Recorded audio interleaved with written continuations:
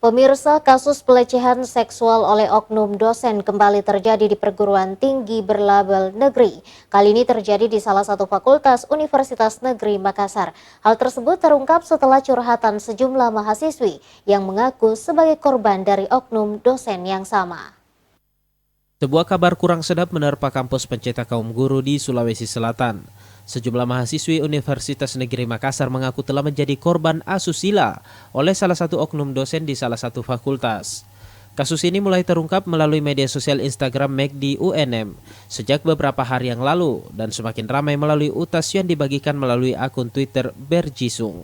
Aksi asusila oknum dosen tersebut diakui korban dilakukan baik secara verbal maupun non-verbal dan dilakukan ketika kegiatan belajar mengajar berlangsung di kelas hingga saat bimbingan skripsi.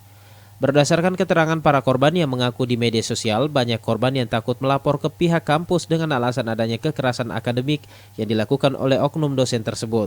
Beberapa korban lainnya mengaku telah melapor ke pihak kampus namun tidak ada tindak lanjut atau kejelasan kasus tersebut. Melalui Instagram story yang dibagikan MEG UNM, diduga oknum dosen tersebut memiliki jabatan sebagai sekretaris jurusan dengan inisial HB. Sementara itu beredar juga rekaman pembicaraan dengan oknum dosen yang diduga melakukan tindakan keji tersebut. Dalam rekamannya, oknum dosen itu mengaku memang dekat dengan mahasiswi, namun mengelak melakukan pelecehan seksual. Ia juga mempersilahkan korban untuk melaporkannya jika memang memiliki bukti.